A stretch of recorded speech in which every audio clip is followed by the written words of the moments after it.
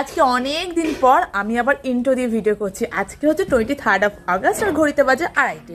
আর আমার টি শার্টটা পুরো ভিজে গেছে, এটাকে একটু ইগনোর করে দিও। আমি না ফেসটা ক্লিন করতে গেছিলাম, পুরো ফেসটা ক্লিন করে আমার টি শার্টটাও ভিজে দিয়েছে। আর আমি প্রত্যেকবার সেম কাজ করি। আর এখন আমি ভিডিওটা এইভাবে স্টার্ট কেন করছি বলো তো, কারণ একটু পরেই আমি বেরোবো আমার এক বান্ধবীর বাড়িতে। আমার দুপুরে লাঞ্চের ইনভিটেশন আছে, সো সেখানে যাব। আর আমার পুরো ফেসে দেখো গুটি গুটি পিম্পল নাকি বিস্ফোর আমি বুঝতে পারছি না। বহুদিন ধরে হচ্ছে, তোমাদের সাথে শেয়ার করি যখনই হয় আবার নিজেই সেরে যায়। আমি অনেক কিছু করেছি কিন্তু পুরোপুরি সারছে না। আর জানো তো আমি এরকম ভিডিও কেন শুরু করছি, কারণ গতকালও বেরিয়েছিলাম সন্ধ্যাবেলা, একটু ক্যাফেতে গেছিলাম। বাড়ি থেকে ভিডিও শুরু করিনি, ভেবেছিলাম যে রাস্তায় গিয়ে একেবারে ক্যাফেতে বসে ভিডিও বানাবো।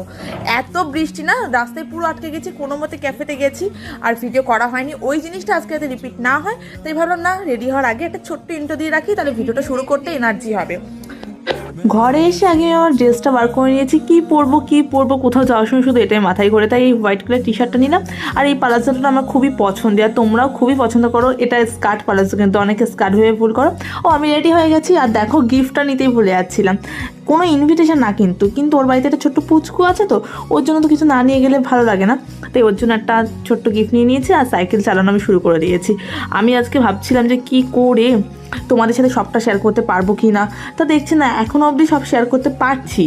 আর নায়িকা আমাকে অনেকক্ষণ ধরে ফোন করছে, ও ওয়েট করছে। আমার আসলে জানো তো এই ক্যামেরা নিয়ে আমি যখনই কাজ করা শুরু করি তখন একটু লেট হয়ে যায়, এই জন্য অনেক দিন আমার ব্লগ শুরু করা হয় না। ওই দেখো নায়িকা দাঁড়িয়ে আছে, ঠিক সময় এসে হাজির।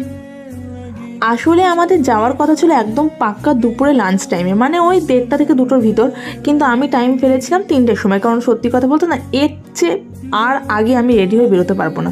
মানে দুপুর 3টেতে বেরোনোর জন্যই আমি এত তাড়াহুড়ো এত দৌড়াদৌড়ি করেছি। স্টেশনের প্রতি যাওয়ার সময় এক বান্ধবীর সাথে দেখা হলো, অনেক ছোটবেলার বান্ধবী। ভালো করে দেখা, রিয়া তো নায়িকা জানি, আর পাশে আরেকটা মডেল ইংরি। বাবা আমি তো ফিদা হয়ে গেছি, দুইজন। তুই ফিদা হোস না ভাই, যার ফিদা হতো সে ফিদা হলেই হবে। গাইস, তোমরা হয়তো ভাবো যে আমি রিয়াকে মজা করে নায়িকা বলি, কিন্তু না, নায়িকা সারা ঠাকুরনগরের বিখ্যাত নায়িকা। আমি তো ভুলে গেছি না গাইস, তোমরা তো আগের থেকেই দেখছো ব্লগে আমাকে। গাইস এই মেয়েটা সব সময় কোথাও গেলে বলো আমি কি ভুলে গেছি। তোমার গাল দেখেছিস? গাল দেখো। তাহলে আমার কি বলা যায়, আমি কি শুকিয়ে গেছি গাইস? তোমরাই বলো। শুকিয়ে গেছি। হ্যাঁ সত্যি। নায়িকার সাথে যখনই বেরোয় ওর একটাই কথা থাকে, আমাকে কি মোটা লাগছে। আর আমার সামনে জানো যদি কেউ এরকম বলে না যে আমাকে কি খুব মোটা লাগছে, আমার কলেজের একটা বান্ধবী আছে, তো ওদেরকে দেখে দেখে না আমি এখন শুধু মেনিয়া হয়ে গেছে আমারও, যে আমাকে কি রোগা লাগছে। তোমরা কমেন্ট করে জানি তো কতটা রোগা হয়েছে আগের চেয়ে। আর এটা হচ্ছে ঠাকুরনগর ফুলের মার্কেট, এখান থেকে গাইঘাটার অটো ছাড়ে। তা আমরা অটোওয়ালাকে জিজ্ঞাসা করলাম যে কাকু কখন ছাড়বে, তো উনি বললো যে 3:15 আর 3:10 আমরা এসেছি। আর এটাও কিন্তু ভীষণ বড় একটা ফুলের মার্কেট, মানে হাওড়ার পর এই ফুলের মার্কেটটা এত ফেমাস, বারাসাত থেকে লোক বিয়ের ফুলের জন্য এখানে আসে। কিন্তু তোমাদেরও কোনো বড় ফুলের অর্ডার থাকলে ঠাকুরনগর ফুলের মার্কেটে আসতে পারো। দুপুরবেলাটা প্রচণ্ড বেশি কেনা বেচা থাকে। এখন একটু ফাঁকা হয়ে গেছে, যেহেতু 3টে 3:30 বেজে গেছে, তো একটু পরেই হয়তো অটোটা ছাড়বে। আর আমি অটোতে উঠিনি কেন বলো তো, ওই অটোতে উঠলেই কোনো নতুন প্যাসেঞ্জার আসলে বলবে মনা একটু ভেতরে সরে বসো, তাই আমি বাইরেই দাঁড়িয়েছিলাম। অটো আমার ছাড়া শুরু হয়ে গেছে, আর ওইদিকে তনুও ফোন করে দিয়েছে। তনু মানে যার বাড়িতে যাচ্ছি, ও না খেয়ে ওয়েট করছে। তা আমি বলছিলাম যে তুই খেয়ে নে, তা ও বললো না আমি খাবো না, একা তোরা আয় তারপরেই খাবো। কি সুন্দর না জায়গাটা, গুট্রির ভেতর থেকে যাচ্ছে, মানে ঠাকুরনগরের একটা জায়গা গুট্রি, ওখান থেকে যাচ্ছে, তো ভীষণ সুন্দর জায়গা।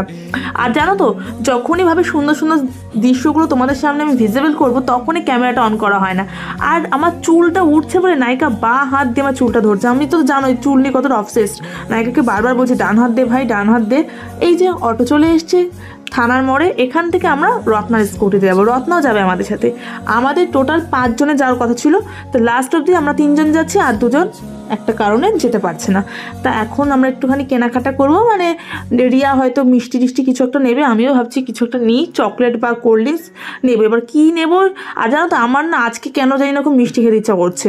আমি কিন্তু এমনিতে মিষ্টি খাই না, তো আমাদের নেওয়া হয়ে গেছে কোল্ড ড্রিঙ্কস আর মিষ্টি নিয়েছে। এখন এইগুলো হাতে নিয়ে তো আমি গাড়িতে বসতে পারবো না, তাই রত্না বললো যে সিটে রেখে দিতে। আর তোমরা জাস্ট দেখো নায়িকা কী করে স্কুটিতে ওঠে, আমাকে বারবার বলছে ক্যামেরাটা অফ কর, কিন্তু আমি অফ করিনি। নায়িকা এইভাবেই স্কুটিতে ওঠে। জানো তো আগের দিনকে আমি মাঝখানে বসেছিলাম, নায়িকা বসেছিল থার্ডে, আমার কাঁধে এমন ভর দিয়েছে মনে হচ্ছে যেন বিক্রম বেতাল, মানে বেতালকে নিয়ে আমি যাচ্ছি, যেভাবে রাজা বিক্রম যেত না ঠিক সেম ওরকম। আর এত ভালো লাগছিল না এই যশোর রোডে হাওয়াটাকে আমি জাস্ট ফিল করছিলাম। ওরা দুজন আমাকে কন্টিনিউ বলে যাচ্ছে যে ভিডিওটা অফ কর, এখন করতে হবে না, কিন্তু আমি আসলে খুব একটা ভিডিও অফ করার পক্ষপাতী নই। আমি কেন বলতো পক্ষপাতী নই, কারণ আমি এই প্রত্যেকটা জিনিসকে ক্যামেরায় বন্দি করে রাখতে চাই। যখন অনেক দিন হয়ে যাবে তখন এই জিনিসটা দেখবো আর মুহূর্তগুলো মনে পড়বে, কি ভালো না। ও ভিডিও করতে করতে না আমরা তনুদের বাড়ি ছাড়িয়ে চলে এসেছি। তনুদের বাড়ির সামনেই কোল্ড রোল আইসক্রিমের না কারখানা, তা আমি সেইটা দেখে মনে পড়লো আমি তনুদের বাড়ি ছাড়িয়ে এসেছি। তারপর আমরা আবার ব্যাক করলাম, আর এই যে তনু রাস্তায় এসে ওয়েট করছিল, ও একটু পরেই রাস্তায় এসেছে, এই জন্য আমরা ছাড়িয়ে অনেকটা চলে গেছে। কী রে, চিনতে পারছিস আমাকে? ও মনে হয় চিনতে পারছে না। ও আসলে জানো তো, যখন নতুন দেখে তখন এরকমই ভাব একটা নিয়ে থাকে। যখনই আমাদের বাড়ি যাই আমি যদি বলি আয় কোলে আয় বাবু, ও এখন না একটু পরে যাবো, হ্যাঁ একটু পর, আরও কোনো দিনই কিন্তু হয় না, ও একদমই কোলে আসতে চায় না। আর তনুদের বাড়ির সামনে না ওই ড্রেনের কাজ চলছিল, যে কারণেই আমি আরও চিনতে পারিনি। আর প্রচণ্ড কাদা, ওই ড্রেনের কাজের জন্য মাটি টাটি খুঁড়েছে, তো আমি ভাবছি জাস্ট এই পড়বো আর এই আছাড় খাবো। আমি এই কাদা দেখলেই শুধু আমার মনের মধ্যে ফোবিয়ার কাজ করে, পড়ে যাবো না তো। ফাইনালি চলে এসেছি ওদের ঘরে। এসে আগে আমি একটু বসলাম, এতক্ষণ গাড়িতে বসে না আমার জাস্ট কোমর ধরে গেছে।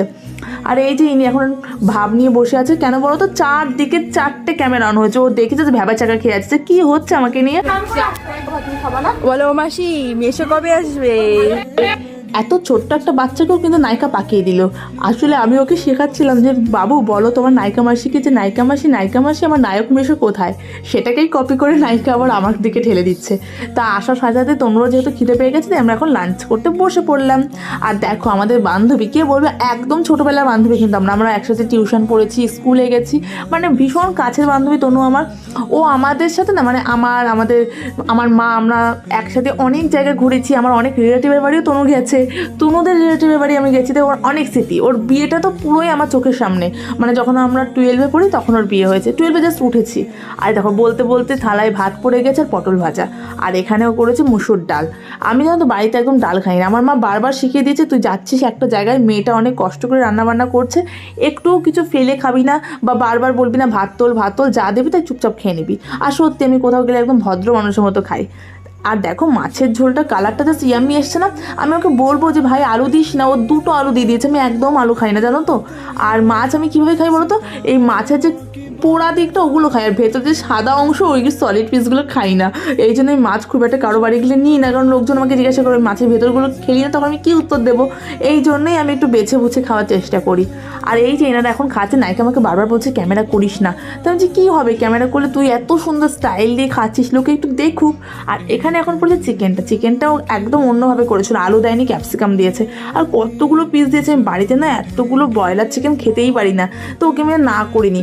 আসলে তোমরা হয়তো বলবে যে আমার খেতে ইচ্ছা হয়েছে এই জন্য না করিনি, না আমি ভাবলাম যে বারবার কি না করো, পাতে যখন পড়ে গেছে। আর অনেক ভাতও দিয়ে দিচ্ছে, এত ভাত আমি কিন্তু ইউজুয়ালি খাইও না।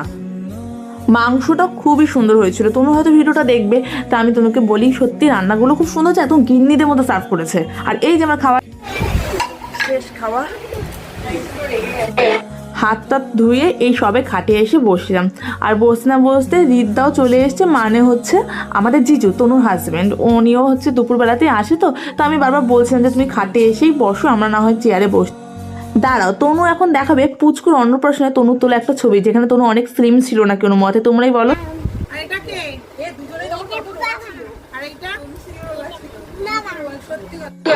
খাওয়া দাওয়া করে আমি না আর বসে থাকতে পারছি না, বললাম ভাই একটুখানি কোলটা পাত, তোর কোলে মাথা রেখে শুই। আমি মাঝে মাঝে এরকমই করি, নায়িকার কোলে মাথা দিয়ে শুয়ে পড়ি, আমার একদম না হেভি লাগে জাস্ট কোলে মাথা দিয়ে শুতে। আর এই ড্রেসটা আমি এনেছিলাম পুচকুর জন্য, তাই আমি বললাম যে তোমরা একটু গায়ে দিয়ে দেখ যে ঠিকঠাক সাইজটা আছে কিনা, নাহলে চেঞ্জ করতে হবে। আর ওই যে পাশে ঘোরাঘুরি করছে ওটা কিন্তু আমাদের জিজু খুবই ভালো, মানে আমি তো বিয়ের সময় থেকে ছিলাম, আমার সাথে ভীষণ ফ্রেন্ডলি আচরণ, মানে ভীষণ ফ্রেন্ডলি আমাদের মধ্যে সম্পর্ক। আর দেখো ওর জামাটা এত পছন্দ যে পা দিয়ে দেখছে যে জামাটা আদতেও কতটা সফট, ওর নাকি সফট জিনিসপত্র এরকম পা দিয়েও দেখে। তা তনু এখন বলছে যে ওর বিয়ের ভিডিওগুলো চালাবে, তা আমি যেহেতু আমার বিয়ের ভিডিওগুলো না ক্যাপচার করা হয়নি, টিভিতে চালাচ্ছিল, তো নাহলে তোমাদের দেখাতাম 2016 তুমি কীরকম ছিল, মানে ওর রিসেপশনের ভিডিওতে আমি আছি। অবশ্য ভিডিওগুলো আমিই করেছিলাম, তখন স্মার্টফোন সবে এসেছিলো তো হাতে। আর এই দেখো পুচকু এখনও সমস্ত খেলনার ভান্ডার নিয়ে এসছে ওর মিমিদের দেখাবে বলে। ও জানো তো ওকে বারবার শেখানো হচ্ছে যে এটা তোমার একটা মিমি হয়, ও মিমি না বলে দিদি বলছে। ও জানে যে ইয়াং মেয়ে মানে দিদি, আর কোনো বয়স্ক লোক যাদের হয়তো একটু দাড়ি পাকা তারা দাদু, মানে এই দুটো জিনিস ওর মাথায় খুব ভালো ঢুকে গেছে। আর তোমরাও কি তোমাদের ছোটোবেলার বন্ধুদের এরকমভাবে মিস করো, বা তোমার কোনো ম্যারিড বান্ধবী যার বাড়িতে কি তুমি এরকম হাঙ্গামা করতে পারো যে গিন্নির মতো রান্না বান্না করে তোমাকে খাওয়ায়, তাহলে অবশ্যই তাকে ট্যাগ করে কমেন্ট সেকশনে ভিডিওটা কেমন হলো লাইক করতে বলো না। আর বেশি ভালো লাগলে নিজেদের বন্ধুদের সঙ্গে শেয়ার করে দিও। যারা এখন অবধি বঙ্গলরনা পেজটাকে ফলো না করেই ভিডিওটা দেখছো, ঝটপট সাপোর্ট করে সঙ্গে থেকে সাপোর্ট করলে কিন্তু সবাই সাপোর্ট ব্যাক পাবে। ঘড়িতে বাজে 6টা, তা আমরা আর বেশি ওয়েট করবো না, সন্ধ্যা হয়ে গেল। বাবু বাই, কি সুন্দর বাই করে দেখো। আর আমরা অনেকটা পথ এখন স্কুটি করে যাবো, তো ওই জন্যে আমরা আর বেশিক্ষণ থাকলাম না, যে যাই একটু একটু করে বেরার। এত খাইয়ে দিয়েছে না তনু, আমি জাস্ট পেট নিয়ে আর দাঁড়াতে পারছি না। নায়িকাকে বলছি এসে আমার পাশে একটু পোজ দিয়ে, ও বলছে না আমাকে খুব বেশি মোটা লাগছে, তো আমি তোর পেছনে দাঁড়িয়ে লুকিয়ে থাকি। আমি ঠিক আছে লুকিয়ে থাক। এখন আমি তাড়াতাড়ি গাড়িতেও মাঝখানে সিটটা দখল করব। আগের বার যাওয়ার সময় লাস্টে বসেছি, এখন মাঝখানে বসেছি। জানো তো মাঝখানে বসার পর ফিল করলাম লাস্টে বসাই বেশি সেফ। আগের বার মানে যাওয়ার সময় বেশি ভালো লাগছিল, এখন মাঝখানে বসার পর আমি পা রাখার জায়গা পাচ্ছি না। পা রাখার যে ওই মানে যে স্ট্যান্ডটা না, ওখানে নায়িকাই পা রেখেছে। আমার পা এখন ব্যথা করছে, কি আর করার, বারবার চেঞ্জও করা যাবে না, যেহেতু যশোর রোড। আর এখানে সেই প্রতিবাদের যে মিছিলটা ওটা বেরিয়েছে থানার মোড়ে, গাইঘাটে তো থানার মোড়টা দেখো কীরকম জ্যাম। 8 ঘন্টা আমরা স্কুটি টানতেই পারছি না, এরকম দাঁড়িয়ে আছি। ও হ্যাঁ, ইনস্টাগ্রামেও কিন্তু আমাকে ফলো করে তোমরা আজকে রাতের মধ্যে সবাই ফলো ব্যাক পেয়ে যাবে। ইনস্টাগ্রামের লিঙ্ক ডিসক্রিপশন বক্সে রইলো। আর বঙ্গলরনা নামেই কিন্তু আমার ইউটিউব চ্যানেলও আছে, চাইলে চ্যানেলটিকে সাবস্ক্রাইব করে পাশে থাকতে পারো। আর আমার যে সকল বন্ধুরা নতুন ভিডিও করছো, নতুন ভিডিওগুলো অনেক রকম কনফিউশন থাকে, তো আমাকে মেসেজ করতে পারো ইনবক্সে। আমি আমার সাধ্য মতো তোমাদের সাথে কানেক্টেড করার চেষ্টা করবো। আমি যেটুকু জানি তার মধ্যে তোমাদের হেল্প করার চেষ্টা করি। আর আমার যে সকল বন্ধুরা চাইছো প্রমোশনের জন্য আমার সাথে কন্ট্যাক্ট করতে, তারা কন্ট্যাক্ট করতে পারো। শুধুমাত্র প্রোডাক্ট পাঠিয়ে দিলে আমি তোমাদের বিজনেসের প্রমোশন এমনিই করে দেবো, ফ্রি অফ কস্ট। এটা কাইন্ড অফ একটা ভালোবাসা বলতে পারো তোমাদের প্রতি, যাদের নতুন বিজনেস বা ছোট্ট সেট আপ জাস্ট সবে শুরু করছে, তাদের আলাদা করে পেমেন্ট দেওয়ার দরকার নেই, শুধু প্রোডাক্ট পাঠালেই হবে।